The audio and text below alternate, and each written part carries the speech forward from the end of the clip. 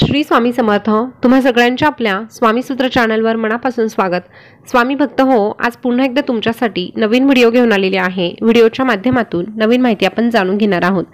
आजच्या व्हिडिओमध्ये आपण जी काही माहिती जाणून घेणार आहोत ती खास श्रीकृष्ण जयंती निमित्त असणार आहे.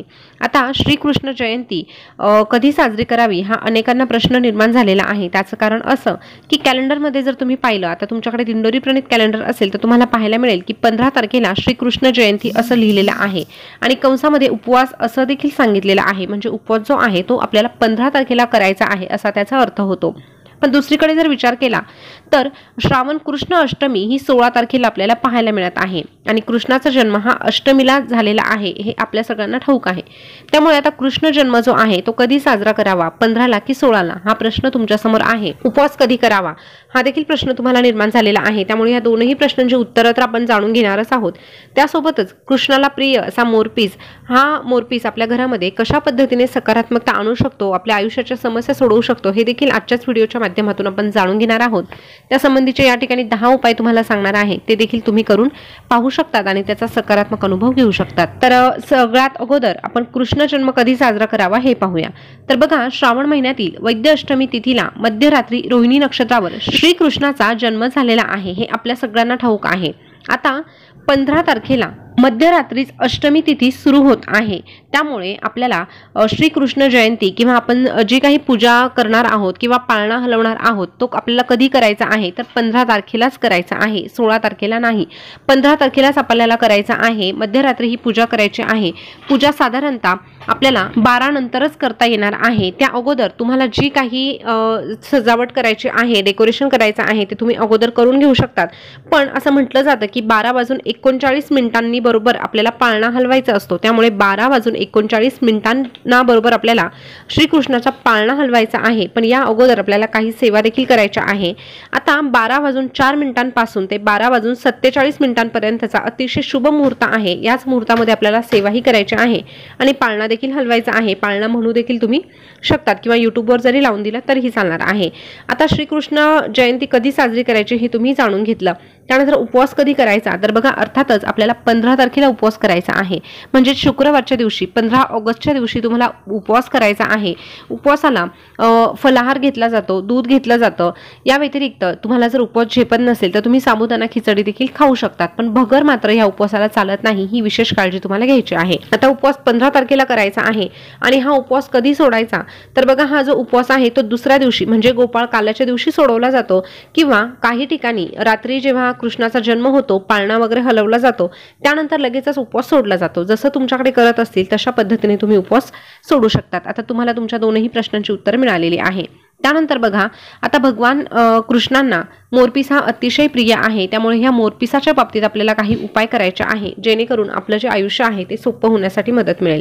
तर बघा, आपल्याला कुठले उपाय करायचे तर आपल्याला उद्याच्या दिवशी पूजा वगैरे झाल्यानंतर आपण जे मोरपीस आपण श्रीकृष्णाच्या पूजेमध्ये ठेवणार आहोत ते पूजा झाल्यानंतर उचलून आपल्या तिजोरीत ठेवायचे आहे. एक ठेवू शकतात किंवा 2 देखील तुम्ही ठेवू शकतात. याने आपल्या आर्थिक समस्या सुटण्यासाठी मदत मिळणार आहे.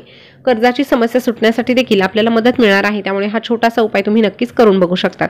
त्यानंतर तुम्हाला जर वाटत असेल की तुमच्या घरामध्ये नेहमी निगेटिव्हिटी असते, घरातलं वातावरण कायम बिघडत असेल, छोट्या छोट्या गोष्टींवरून वादविवाद होत असतील तर तुमच्या घरामध्ये 100% काहीतरी वास्तुदोष आहे आणि हा वास्तुदोष दूर करण्यासाठी तुम्ही तुमच्या घराच्या पूर्व दिशेला किंवा ईशान्य कोपऱ्यामध्ये मोरपीस नक्कीच ठेवू शकतात. मग तुम्ही 1 ठेवू शकतात, 2 ठेवू शकतात, 3 ठेवू शकतात. तुमच्या पद्धतीने तुम्ही मोरपीस ठेवू शकतात किंवा मोरपीस आणून ते जर तुम्ही फ्रेम मध्ये जरी बनवले तरीही चालणार आहे. अशा पद्धतीची फ्रेम जरी तुम्ही लावली तरीही चालणार आहे. त्याने तुमच्या घरातील निगेटिव्हिटी संपण्यासाठी मदत मिळेल. त्यानंतर प्रत्येक आई वडिलांना वाटतं की आपल्या मुलांची शैक्षणिक क्षेत्रामध्ये प्रगती व्हावी. असं जर वाटत असेल तर बघा, मुलं ज्या ठिकाणी अभ्यास करतात किंवा मुलांची खोली वेगळी असेल, त्यांचा टेबल असेल, स्टडी टेबल वगैरे, तर त्या ठिकाणी तुम्हाला मोरपीस लावायचा आहे. बघा, पूर्वी जेव्हा लिहिण्याचं काहीही काम असायचं तेव्हा मोरपिसाच्या साह्यानेच ते लिहिलं जायचं. त्यामुळे मोरपिसाला अतिशय महत्त्व आहे शैक्षणिक क्षेत्रामध्ये. त्यामुळे तुमचे मुलं ज्या ठिकाणी अभ्यास करत असतील त्या ठिकाणी एक मोरपीस का होईना तुम्हाला त्या ठिकाणी ठेवायचा आहे. आता हा झाला मुलांच्या शैक्षणिक क्षेत्रासंबंधी उपाय. त्यानंतर बघा, एखाद्याच्या पत्रिकेत जेव्हा राहू दोष असतो तेव्हा त्याला अनेक आर्थिक समस्यांचा सामना करावा लागतो. तसंच त्याच्या आयुष्यामध्ये नेहमी चढउतार येतात. जर तुम्हालाही तुमच्या पत्रिकेत राहू दोष असेल आणि तो दूर करायचा असेल तर तुमच्या खोलीच्या नैऋत्य दिशेला तुम्हाला एक मोरपीस ठेवायचा आहे.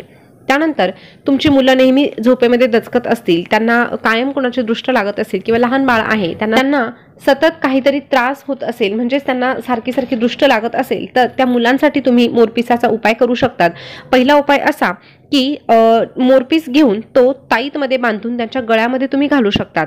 त्यानंतर दुसरा उपाय असा की तुम्ही त्यांच्यावरून मोरपिसाने दृष्ट काढू शकतात। मोरपिसाने दृष्ट ही काढली जाते, त्यामुळे जर तुमच्या मुलांचा असा काही त्रास तुम्हाला जाणवत असेल तर तुम्ही त्यांची दृष्ट मोरपिसाच्या साहाय्याने काढू शकतात। त्यानंतर आपल्या घराची प्रगती होण्यासाठी, समृद्धी आणण्यासाठी आपल्याला आग्नेय कोपऱ्यामध्ये मोरपीस लावायचा आहे। आता प्रत्येक दिशेसाठी जरी तुम्हाला मोरपीस लावायला सांगितले असतील तरीही जशी तुमची समस्या असणार आहे तशाच पद्धतीने तुम्हाला मोरपीस लावायचा आहे। त्यानंतर बघा, मुख्य दरवाजाजवळ जर तुम्ही मोरपीस लावला तर तुमच्या घरातील जी निगेटिव्हिटी आहे ती संपणार आहे आणि बाहेरून येणारी जी निगेटिव्हिटी आहे ती घरामध्ये प्रवेश करणार नाही। त्यामुळे तुम्ही मुख्य दरवाजाच्या ठिकाणी देखील मोरपीस निश्चितच लावू शकतात।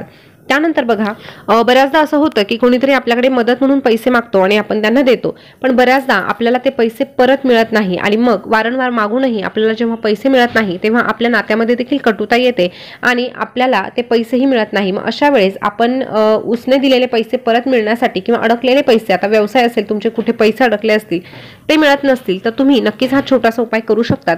तुम्हाला काय करायचं आहे, दक्षिण भिंतीवर तुम्हाला 3 मोरपीस चिटकवायचे आहे आणि त्यानंतर दररोज त्या मोरपिसांना धूपदीप दाखवायचा आहे, अगरबत्ती ओवाळायची आहे आणि पैसे परत येण्यासाठी प्रार्थना करायची आहे। बघा, जेव्हा तुम्ही हा उपाय करायला सुरुवात करणार आहात तेव्हा काहीच दिवसांमध्ये तुम्हाला फरक जाणून येणार आहे। तुमचे जे अडकलेले पैसे आहे किंवा तुम्ही उसने म्हणून दिलेले जे पैसे आहे ते तुम्हाला परत मिळणार आहे। बघा, त्यानंतरचा पुढचा जो उपाय आहे तो असा की आपल्या देवघरामध्ये देखील आपल्याला मोरपीस हा ठेवायचाच आहे। आता तो कशासाठी, तर बघा, तुम्ही धार्मिक मालिका वगैरे बघितल्या असतील, रामायण असू द्या, महाभारत असू द्या, जे काही तुम्ही बघितलं असेल त्यामध्ये तुम्हाला पाहायला मिळालं असेल की जेव्हा देवदेवता बसलेले असतात तेव्हा त्यांच्या आजूबाजूला 2 दासी असतात आणि त्यांच्या हातामध्ये मोरपिसांचा पंखा असायचा आणि ते नेहमी त्यांना त्या मोरपिसाच्या साहाय्याने हवा घालायचे। त्याचं कारण असं की जी दृष्ट लागते ती निघून जाण्यासाठी मोरपिसाने आपल्याला मदत मिळत असते। त्यामुळे आपण जेव्हा देवपूजा करतो तेव्हा सगळी काही देवपूजा करून झाल्यानंतर आपल्याला आपल्या देवांची देखील दृष्ट काढायची आहे। पूजा करून झाल्यानंतर मोरपिसाच्या साहाय्याने आपल्याला देवांची दृष्ट काढायची असते। बघा, हा छोटासा उपाय आहे पण अतिशय प्रभावी आहे। जशी आपल्याला दृष्ट लागते तशीच आपल्या देवांना देखील आपली दृष्ट लागत असते आणि ती वेळोवेळी काढणं देखील गरजेचं असतं। त्यामुळे अशा प्रकारे देवघरामध्ये तुम्ही मोरपीस ठेवा आणि दररोज पूजा झाल्यानंतर देवांची दृष्ट काढत जा। या व्यतिरिक्त आपल्या घरातील कुठल्याही व्यक्तीला जर दृष्ट लागलेली असेल असं वाटत असेल तर त्या व्यक्तीवरून देखील तुम्ही मोरपिसाने दृष्ट काढू शकता। तर स्वामी भक्त हो, मोरपिसाचे या ठिकाणी तुम्हाला 10 ते 12 उपाय सांगितलेले आहे। यापैकी जशी तुमची समस्या असणार आहे तशा पद्धतीचा उपाय तुम्ही नक्कीच करू शकतात। या व्यतिरिक्त कृष्णाची जेव्हा तुम्ही उद्या पूजा करणार आहात तेव्हा त्या पूजेमध्ये आवर्जून आपल्याला मोरपीस हा ठेवायचाच आहे। तर स्वामी भक्त हो, मोरपिसाचे हे जे काही उपाय सांगितलेले आहे ते तुम्हाला कसे वाटले कमेंट करून नक्की कळवा। यासोबतच तुम्हाला काही शंका वाटली तर तीही तुम्ही कमेंट करून विचारू शकता। त्यासोबतच तुम्हाला कुंडली मार्गदर्शन हवं असेल आणि तुम्हाला तुमच्या राशीनुसार रत्न खरेदी करायचा असेल तर खाली दिलेल्या नंबरवर देखील तुम्ही कॉन्टॅक्ट करू शकतात। पुन्हा भेटूया नवीन व्हिडिओ सोबत नवीन माहिती घेऊन। तोपर्यंत बोलत राहा श्री स्वामी समर्थ, जय जय स्वामी समर्थ। धन्यवाद।